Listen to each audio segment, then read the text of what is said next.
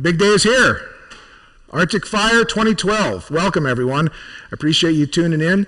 I'm here to introduce Don, but I just want to say at the beginning, I am very pleased and honored that so many amazing bladesmiths from all over the world have flown to be here in my shop, my friend Shane Harvey's shop. It's going to be a very, very exciting event. Honestly, I wish we'd had the cameras rolling last night. We had one of the best conversations I can remember about bladesmithing. So, but anyway, this one's about Don, not about me. Don has been in the bladesmithing community for 40 years. Pivotal figure. He was the reason I got into bladesmithing, continues to be an inspiration, and he's going to teach you about hand finishing techniques to prove to you that you don't need a bunch of expensive equipment to get into knife making or bladesmithing. So with that, Don, take it away. Thank you, Dave. You bet. I would like to take the opportunity to thank you, Dave, for inviting us up here. It's and for hosting and taking over the forum. It's been you've done a wonderful job. It's under your stewardship. It's growing, and this had never crossed my mind. So, yeah, we're going to talk about hand finishing. I transitioned from production to barely production, and in the process gave away my grinders. So I became very familiar with hand tools and making blades out of hand tools. We're going to work today with that I just got shimmed up. We're going to work today with a dagger that Shane had roughed out. Oh, I don't have to do that. We're learning how to run this thing. Yeah, it's basically it's made out of cable Damascus. It's been rough forged and rough ground at this point. He took it down to a nice, where are you, 60 grit or something? Yeah, 60 grit finish. Profiling is easily done on a grinder. It's much more difficult to profile with a file or by hand, but it can be done. In my home shop, in my personal work, my initial shaping of when the blade is coming out of the rough forged shape, it's annealed or normalized, and then I use a scraper to rough in the planes. And a scraper is basically a single edge plane. It's the Japanese call them sens, and they're I bet I've had 1,000 inquiries of how to make these things. And I bet I've seen 1,000 iterations, and they all seem to work. It's just a chisel edge with a handle on either side. And you pull it. The trick to the tool, as with all of this stuff, is knowing how to operate the tool. And the sen is, I don't have a sen with me. I didn't bring it. We could make one. Anyway, it's another story. The first thing most people will start with is a file. And I'm going to take this down to a file finish. From the file finish, I would normally heat treat it, but for purposes of demonstration, I'm going to go from that to abrasive sandpapers. And we'll probably just do a portion so I can speed this. I don't know how much time I've got, but an hour. Live from Radio City. Okay, so the file is no exception to it. It's a tool. You have to know how to work with the file. Most people are impatient. When they work with hand tools, they want to get it over with as fast as they can. So the tendency is to really lean into the file and then put back and forth really hard. What happens when you use a file that way is that it'll pop up chunks that will become embedded in the teeth of the file, and they'll make what they call gall marks. It's very galling. That's where that phrase comes from. If you look at this, if you look at the file, it has very fine cut teeth, just a row after row of finely cut teeth. They're delicate, and so the way to use a file is with your fingertips, not with your strong grip. And you establish a pace watching what the file is doing. And it's a very light stroke. If the camera can see it, the dust filings coming off it really quite rapidly removes material. Not as fast as a sen or a scraper, but faster than paper or stones.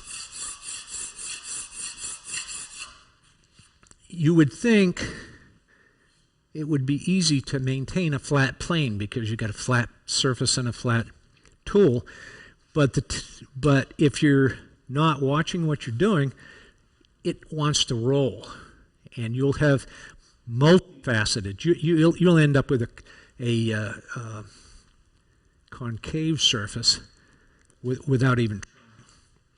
So in order to see what you're doing, the scratch marks I had were going in this direction. For me to figure out where the plane is and how I've cut it, when you hear that noise, that means I picked up a little bit of grit. And the way you clean your file, when you hear that, before you hear that, you use a file card, which is a brush, and just brush out the offending particle. So I'm going across the grain from what I initially did, and I am trying to establish a flat, and this will show me where I've wandered off. In this case, I'm working on a double-edged dagger, which means I have to be super conscious of the center line. If you go past the center line, then you have to take the whole blade down in order to get it straight again. You've wandered over, so it's always going to have a wibble in it. It's very helpful to use a magic marker on that spot. Do we have a magic marker? That will tell you when you're walking up on it. So, one other thing. I am working with a sharp-pointed blade mounted rigidly in a vise, which means, as Dave was doing, talking with his hands, I almost like, and the tendency when you're working is to ignore the object in the vise, and when you bend over, you can become impaled on your work, and a number of people have done that. I recommend to have a little wider. We can't do it with this vise configuration because it won't allow us to slip a piece of metal underneath it. But normally I would have it backed so that the point is buried. And then that also gives rigidity to the workpiece, and it prevents me from accidentally cutting myself open. Although I counted the scars on my hands the other day while I was in the doctor's office, and I have 14 scars on my hands, which I don't know how. I think that I'm trying to get a feeling of how bizarre that is, but it's sort of like the Lethal Weapons movies where they she counts they strip off their shirt and show their bullet wounds. All right, so now I've got the ridge line marked, and I can see where I am in relation to that.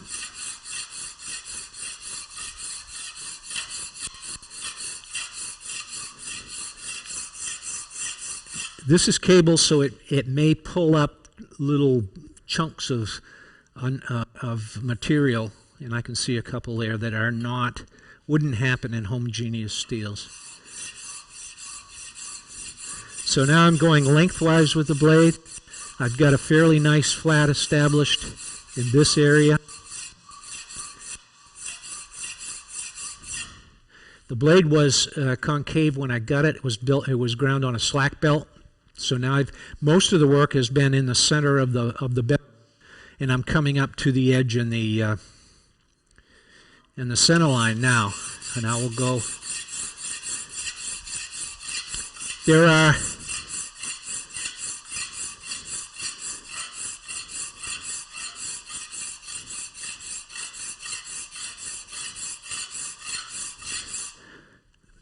lots of things that your mind will be attracted to while you're doing this. The music on the radio, the constant voice in the back of your mind, I'll never be done with this. This is going to go on forever. And those are little monkeys you got to quiet down. That part of it, because every time your mind wanders off this, you're going to forget how you're holding the tool to the workplace. That is at once the most boring aspect of this and the most beneficial aspect of this. If you want to learn to focus and concentrate your energy, you have to be able to discipline your mind. I got in the shop just for that reason. I could not stop the monkeys running around in my head, and I needed to. And I was fortunate to find this just by letting go and finding what I was interested in. I'm not looking at, and she's pretty too. Jeez.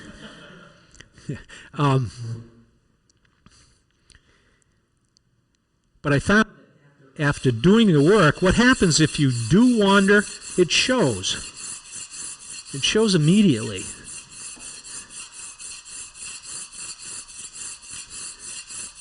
And so when it shows, it can be a minor inconvenience when you're working slowly with hand tools, or it can be destructive, totally ruin the piece when you're on a grinder that's going very fast with modern abrasive.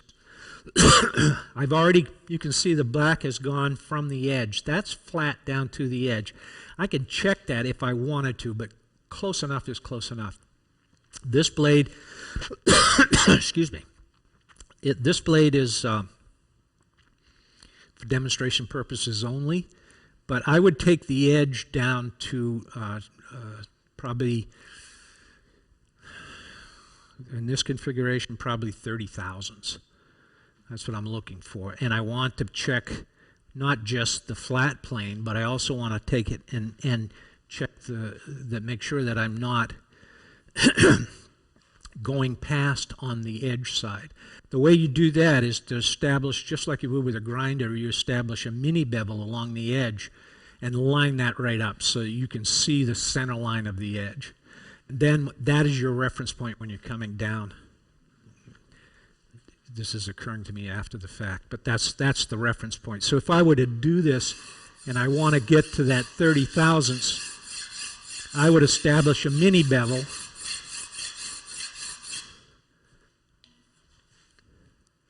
and then color it, and that would give me the guide as I come into the center line and the edge.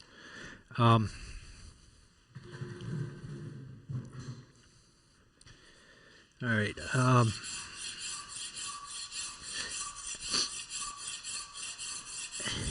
This is not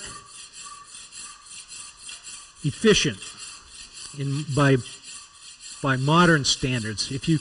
I could do the same. I could have the blade ready for heat treat in 15 or 20 minutes on a grinder. I'm going to spend maybe 2 hours with the hand tools. Those 2 hours for me will be contemplative. They'll be relaxing. They'll be, I will enjoy those 2 hours. If I choose to, I could listen to fine music, and I'm not breathing dust, and I've not got little sparklies burning holes in the top of my head, and I don't have the noise of the machinery. The noise of the machinery is something I found was very disruptive. It broke my concentration, and for what I wanted to do was to calm my mind. So I'm glad that I slowed my pace down. Impossible to make a living doing this. You slow it down to the point where it's too slow. But in point of fact, for me, this was the purpose. All right.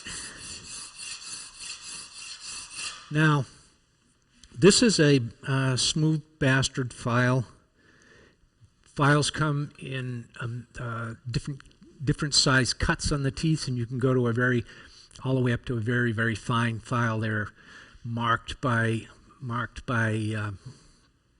There's a whole system on it. If you go to Grow Bay and look up their files, you'll get a sense of how specialized this tool can be. I buy these by the box. Generally, when you're working with a file, if you can see it's bright on the surface, if you can see that the teeth have been knocked down, in this case there's a couple of very bright marks on there, that would be he hit something hard, hardened metal, and it hard as the knock the teeth right off. But I use mine until they no longer throw off this nice fine shaving. And I'm only gonna do it to this area right here.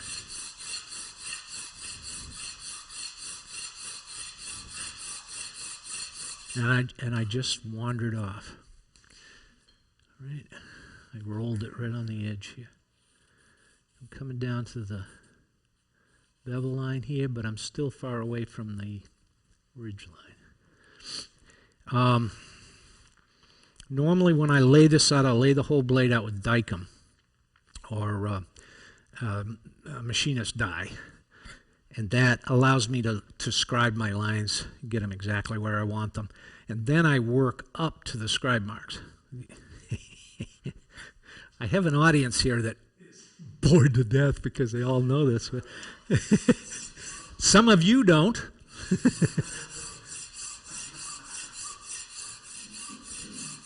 This is an archaic craft.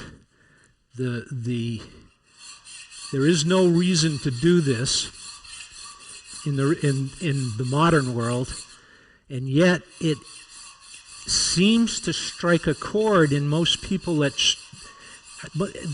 people are attracted to it. Not just the owning and the collecting, but also the process of making. And I think what it does is it reminds us in this modern world to slow down. It reminds us of I use it for feedback.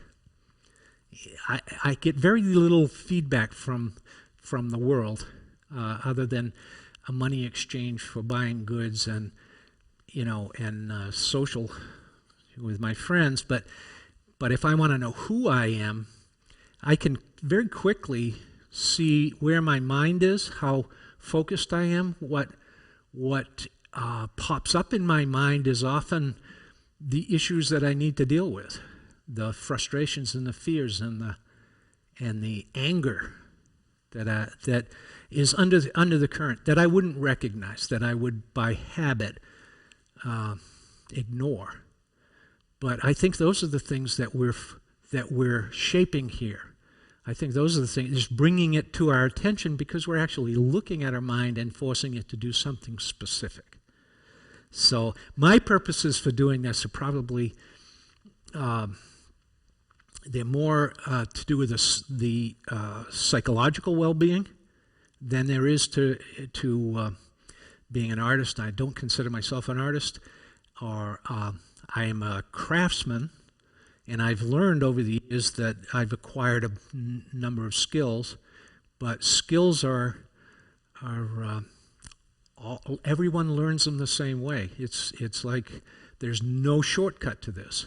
So beginner or experienced person, you're always confronting yourself. You're always at the edge of your abilities when you're creating an object. There is a point where if your goal is to excel, to have a better life, then you have to constantly reach for that. It's like take another step up the mountain. And all the times that you don't, you fall back, are reflected in the work. This will test your character. All right, so let's say for demonstration purposes that I'm going to work on this area. I have a nice crisp center line. I'm down to the mini bevel or nearly the mini bevel on that. Now I'm going to switch from from file to abrasives. There's a number of ways of doing this. I like, on long blades, I like to work with the stones because the stones allow me to work over a whole surface. I can feel it. I'm holding the blade in my hand and not the tool. And subtle differences, you can lock into a stone and there's a nice rhythm to it. Stones are expensive, messy, and I don't do that on a lot of pieces. What I've found is, I think there's, all right, what I prefer to use are abrasives. And the abrasive we have today are excellent. They're highly engineered, just like everything else. And they're designed to do the jobs very, very efficiently, very specifically. Sandpaper is not just sandpaper. It's designed for a specific purpose. I learned quickly that quality sandpaper, I got my first batch of quality sandpaper. It was a Norton Adelox no-fill, and I got mine from supplier Brownell's Gun Supply in Montezuma, Iowa. It's an open coat. If you can see the surface of it, it's got areas that are vacant. That open coat is designed for working metals specifically. It's an aluminum oxide. The grit is very uniform. On long blades, and I'll do that the next grit, I normally pick up, this is 150, and I would probably start with 150 from a file finish. I use my hand sanding tool is designed from a block of corian, and on top of it I've glued our Pachmeyer rubber, which is a same durometer rubber as it's 90 durometer, same as the contact wheels. Whatever you back it with is going to determine how it cuts, whether it's going to cut crisply, whether it's going to, whatever the finish is going to be. The backing materials is as important as the paper. This rubber actually has enough give that it'll wash over the center line, and it can take the crispness out of my work. Usually, and there are, back to stones, there's another stone series that machinists, the tool and die makers, use called EDM stones. Guesswine sells a whole series for jewelers. They're made to clean up tool and die work, where somebody's making a mold and they don't want any scratches in the mold, and it's very complex. These stones are friable and they form to the material. So if you're doing a complicated surface, it will actually wear to the surface, and they're very nice for getting in our case into choil areas and transitions that are problematic. So anyway, I'm going to use the 150 grit, and then I'll show you the next grit on the next set of abrasives. That's why I back it up. When you start a new grit of paper, you always go at an angle, the same angle. And the reason for this, you want all your scratch marks moving in the same direction. You don't want to go back and forth and around, because you lose the marks. If they go all in the same direction, when you come to the next grit, you go in the opposite direction and you will see all of the scratches, and you've seen all of the previous scratches are removed. And it's very visible. It's helpful to have a direct light source on this. We just put in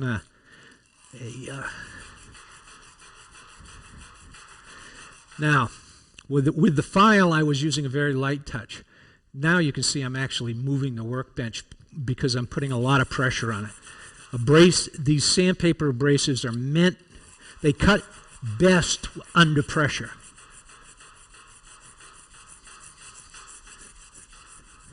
I'm not going to be removing enough material here to worry about I'm using the hard backing, and I'm not removing enough material so that if I wander past my guide marks, I can see it immediately. And I want to keep this straight.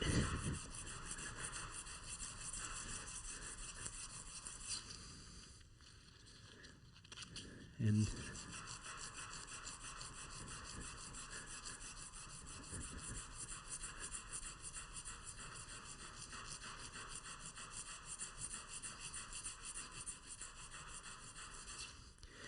interesting, a hardened blade polishes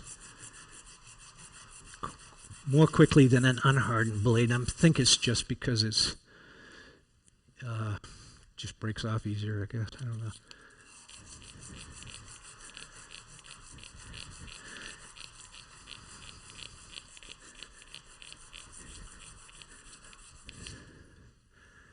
Now I have a gall mark right there, and that's quite deep. And I won't have enough time. I'm going to try to work on that a little bit. The tendency is if you've got an imperfection, or you've got, when the blade comes out of after being forged, even though it looked really nicely forged, the disheartening thing comes when you take off the surface layer and you realize it's got hammer blows all over it, and you have to get to the bottom of the lowest hammer blow. If you concentrate on a hammer blow up here and don't do the whole blade, you're going to have a bevel that looks like this, where you've scooped out the, that's the other thing. I just lost my breath. That's part of the concentration. I can't work all day if I'm gasping for air. So my work pace, I wouldn't involve as much talking, but my work pace is regulated by my breathing. If I realize I'm losing my breath, then I'm not working efficiently. I won't be able to sustain that for the day. I learned that from Jim Batson. When he told me a story about digging septic systems by hand with his brother. And that's what he did when he was in high school. He dug dug out the tank, the hole for the tank. Well, if you shovel all day and you go really fast at the beginning, you won't get to the end of the day. So you have to pace, you have to find your rhythm, you have to pace it. Now, I'm going to ignore that gall mark. I can't ignore that gall mark. It'll just be I'll give it one more shot with this strip. With a small hand tool, I'm trying. If I go much more than that, I'm wasting sandpaper, and I don't. It's pounds per square inch, so I can put more force on if I keep it smaller than bigger.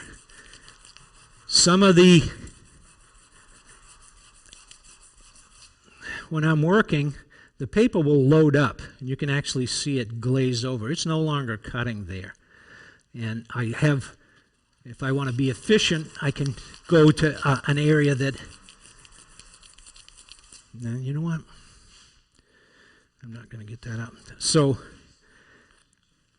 some people, when I've taught classes, I've watched people sand, and they'll get to this point, and then they'll wrap the paper around and go to the other side. Well, you've already, once you've done that twice, you've changed the thickness of the material, which affects the flatness of the cut, it affects the finish. So I keep rotating it every strip, and I am done. I'm not going to do that. Yo. Hey, just a quick question for you, Don. Do you find it useful to use like a die or a marker on the blade to kind of allow you to see where you left off from the last grit? Yes. Not really. I'm more concerned. I should see that in the scratch patterns. Mm-hmm.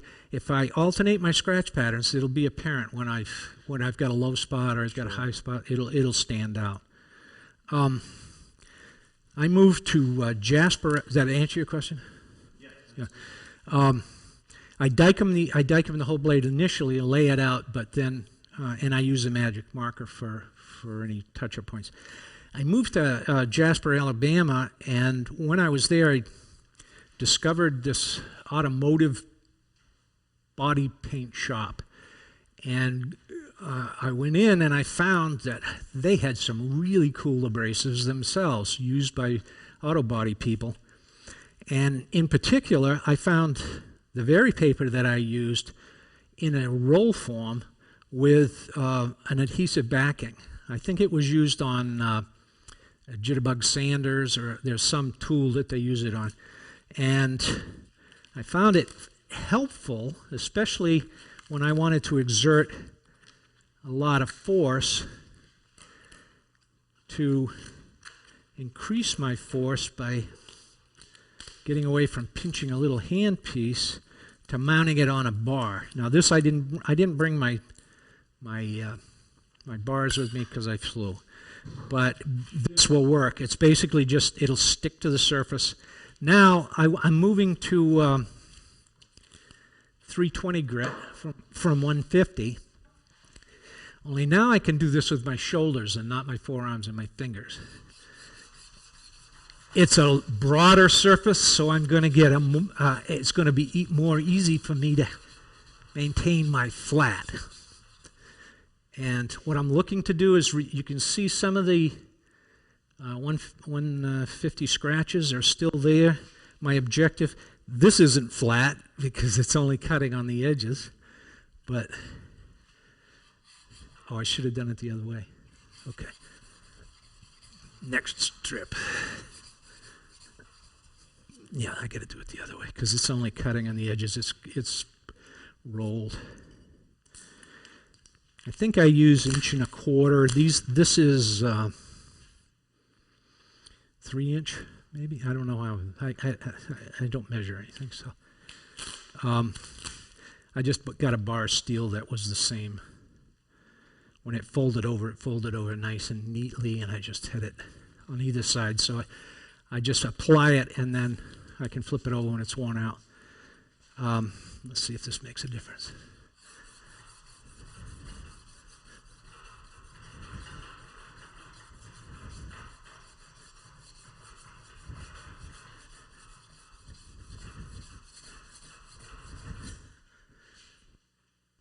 This is where you need to get light, because you're looking for 150 grit scratches. The file marks are all gone from the sandpaper.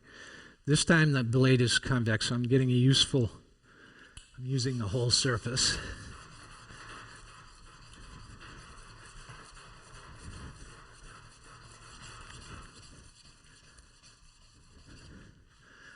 And I don't see any 150.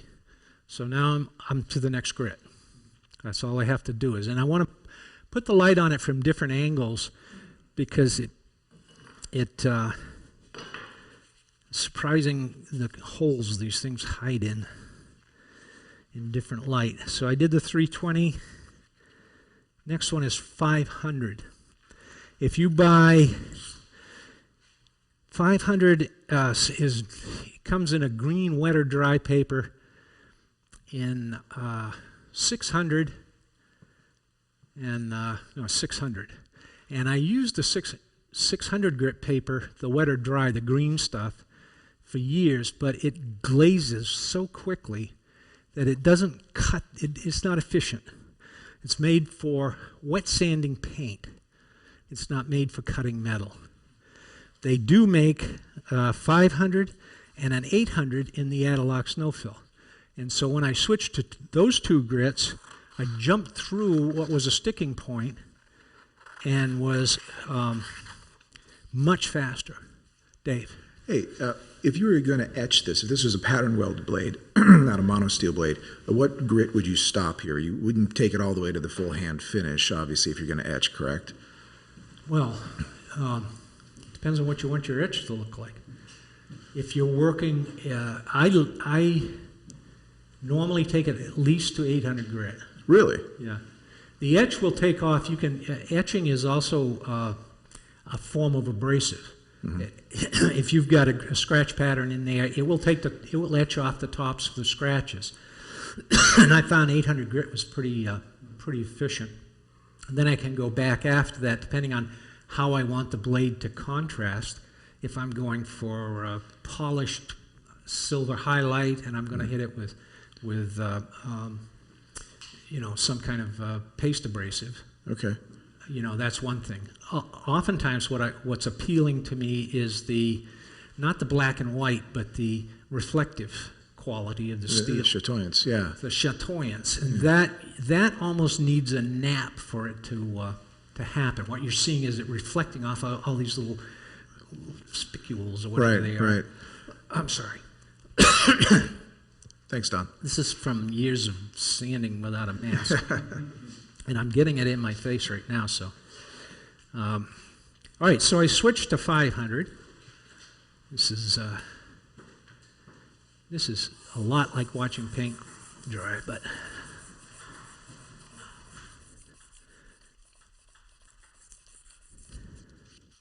There are other companies, there are European companies that make very similar papers, and they use a different coating system, and I think I never pay a whole lot of attention to the number because I'm looking at the work and I'm looking at the finish that I want.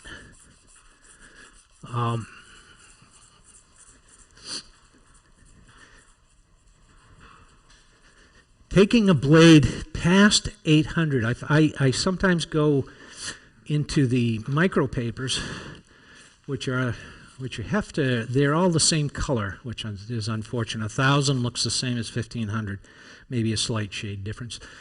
I always write on the back of them, so I know what it is. Once I've cut the strip, it's easy to pick up the wrong piece and start over again. Yeah. Hey, Don, I noticed you switched different sanding block. What's your rationale for doing that? Oh, because I don't have any sticky for this. Okay. I just brought one roll. Okay. It does come in the 500. It's a yellow paper. I think it's finish, and it's paper, adhesive back, 500 and 800 grit. Okay. And they're made for those sanders. And normally I'd have 2 or 3 handles, one with each grit on them, and make them comfortable so I can hang on to it. This is sharp, and but I went back to this for the paper. All right, I'm at 500. Am I going the right way? Yeah.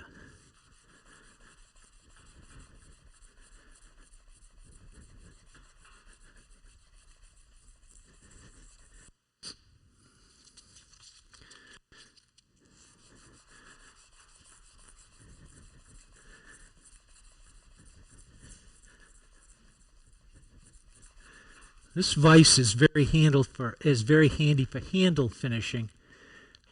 It's not ideal for what I'm doing here for blade work, and I found the simple machinist vise.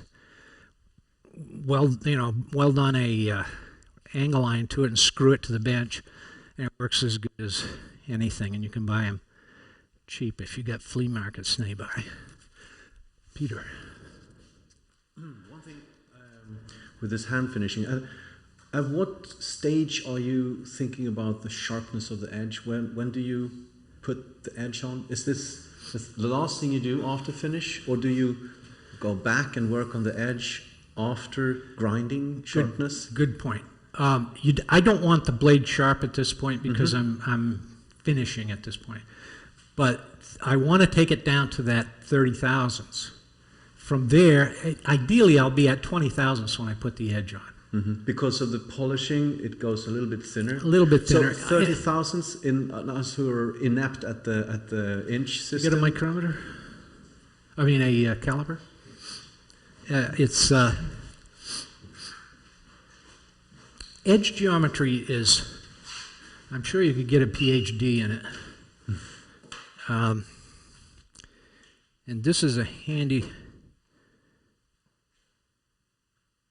All right, if we can see that, can you see that? That's 40 thousandths. All right.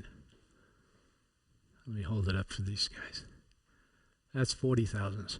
Well, that's about twice as thick as you want it. So I said 30 thousandths. 30 thousandths would be taking it down like that. Now realizing that's going to vary depending on the bevel. This is a stout, short bevel, so it'll have plenty of beef on it. If I were doing this with, and then 20 thousandths, and that's 20 thousandths.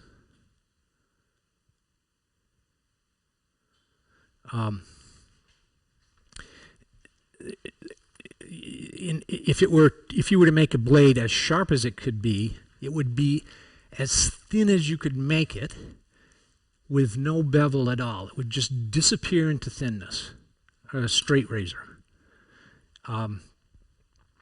But it doesn't have any strength. You've taken away all the strength, the thin, that bevel's thin.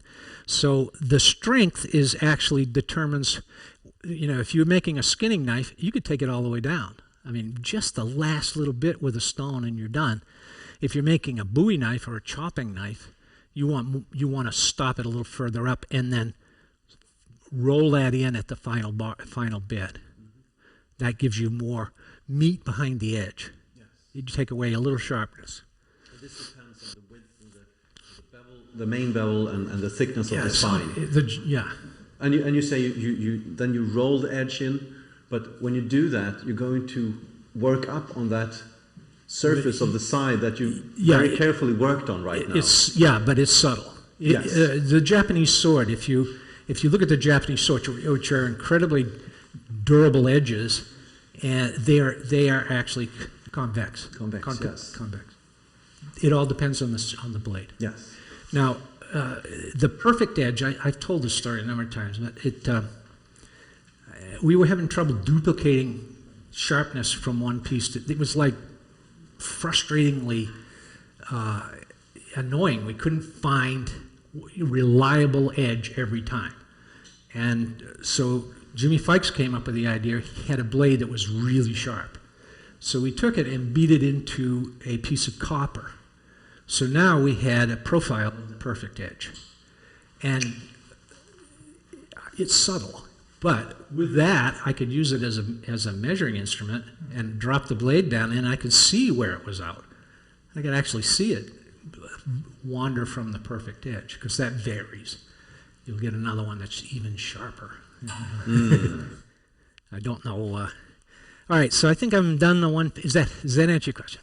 Thank you. Thank you. That's great. Thank you. I think I'm done with the 150. So now we're getting up into.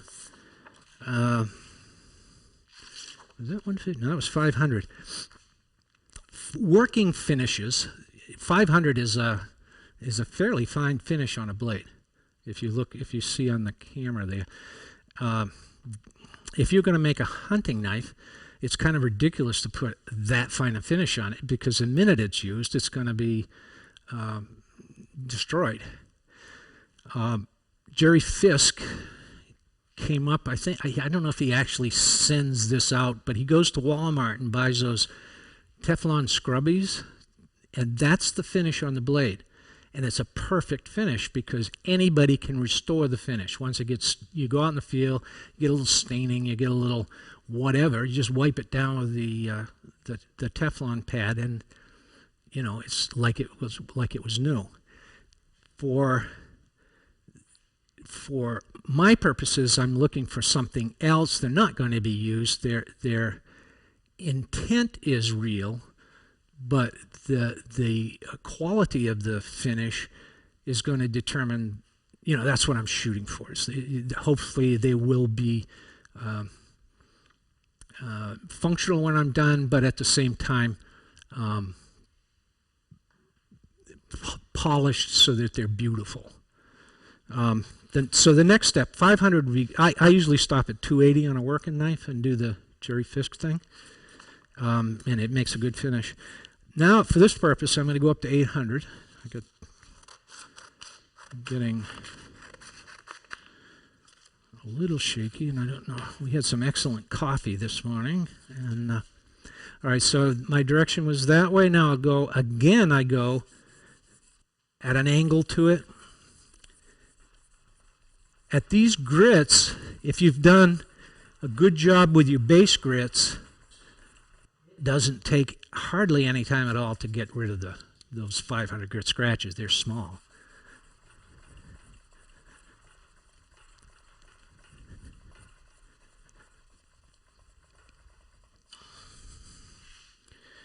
And I would say, I can see some in here. Just, that's where you need a good light. There's a machinist light. If you buy it individually, it costs about $80, and it's got a real good gooseneck, durable plastic, and they have bench mounts that you can screw them down anywhere, and they're wonderful, and I can't remember the name of them. But I bought a case of them because every single station where I'm going to be working on something, I want a light on it.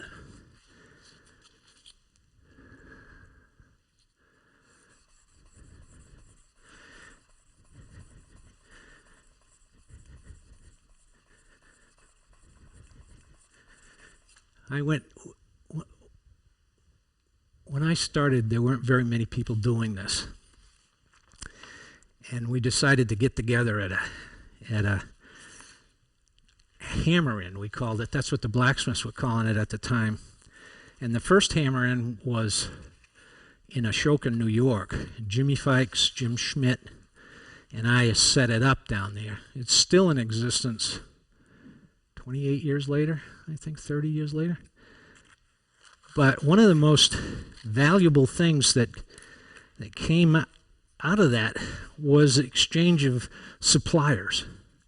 It was like everybody was inventing the wheel on their own. And we realized that even though, okay, I'm going to 1,000 grit, and the 1,000 grit I'm going to go lengthwise. And hopefully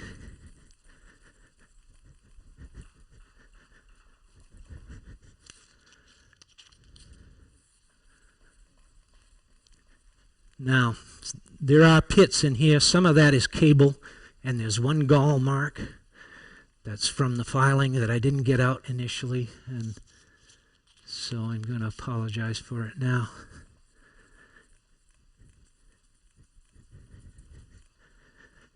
Now, that is approaching a mirror finish.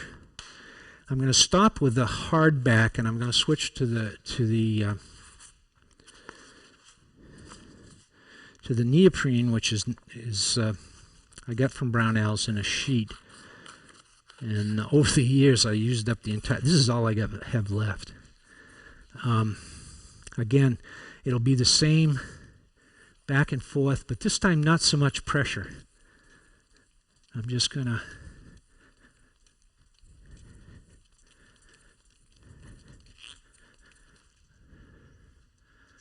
go over it like that. I want to make sure I don't wash over my center line.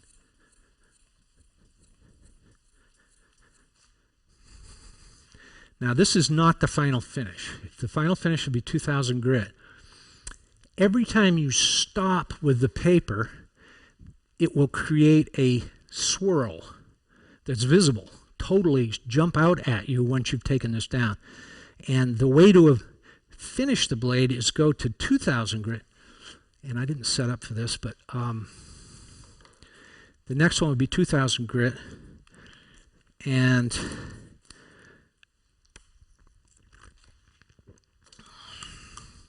I like to use liquid wrench, but traditionally machinists and tool and die makers would use kerosene. You need something to float the particles off the workpiece. But it all has to be done. I'm assuming now that this whole blade has been polished. And I start at the far end and just do a straight back drag. I don't want to. My concentration is getting all the lines moving in one direction. Some of the stock removal guys, Fred Carter, some of these guys, the finishes, hand finishes, breathtaking. It's mono steel.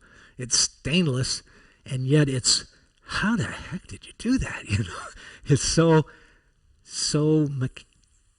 perfect. And I switch this, and I'll be going over it with, like I say, with WD. There are other super cool products that you can get into from this point. These are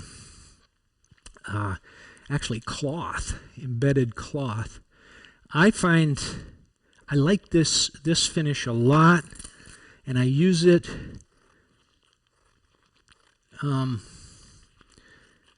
by itself, and then I'll switch to a paste abrasive after this for really subtle finish. This is overkill. Sometimes you would do this on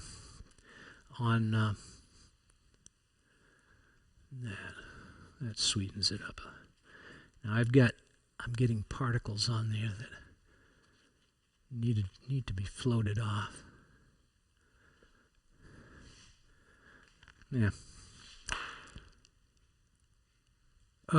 So I did about maybe 5 inches of blade. If I were making a finished dagger, I plan a day on hand sanding and the finishing. If I'm etching it, a day and a half.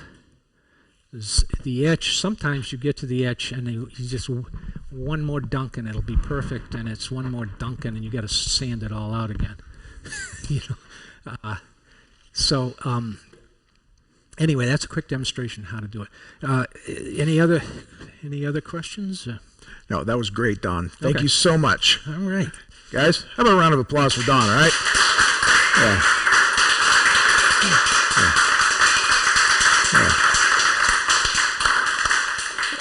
I think the best part of Don's approach here is not also just the practical techniques, but the deep philosophy he brings to the work. I think that is one of the things that unites all the bladesmiths here, is that we don't just see this as a craft, but as a path. And I think you're going to see that in a lot of the presentations today. There is something deeply spiritual about this, and Don has been a mentor to me, to all of us, in pushing us down that path and seeing that there's something deeper to be found here than just making pretty, shiny, pointy objects. After this presentation, we have a recorded video from another master, Jim Kelso, who is an amazing wood carver. It's a form of Japanese wood carving, which is, how do we pronounce it, guys? Natsuke. Okay, and I've only read the word, so I didn't know how to pronounce it. Thanks, Jake. But just amazing, very moving pieces he makes. And his presentation is called Approaching the Source. It's a walk through nature that he took, and it shows where he finds his inspiration for his carvings. I think it also speaks very deeply to the spiritual side of craftsmanship and this art. And then after that video, stay tuned for a slide presentation. Kelso and Don did many collaborations together through the years, and there is a slide presentation that we broadcast that shows many of these collaborations, and some of them you can't find them out on the internet. They haven't been seen for many years. So the handles carved by Jim and the blades made by Don. So very rare sight there.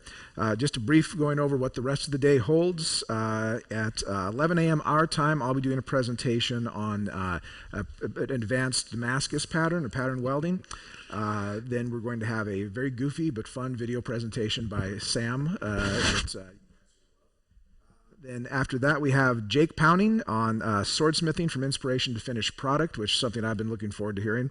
And then we've got a recorded salutation coming in from Petr Florianic. Thank you again, Jake. Who's a good friend of ours on the forum from overseas. Then J. Arthur Luce is going to give you an introduction to Niello. And then finally, we have Peter Johnson. You guys have to sign in for these presentations by Peter. They'll literally make your head explode, well, figuratively. And his presentation is Paradoxes of Sword Design, Principles for its Functional Properties. So, until 11 o'clock, enjoy Jim Kelso's presentation, and we'll see you at the next live broadcast.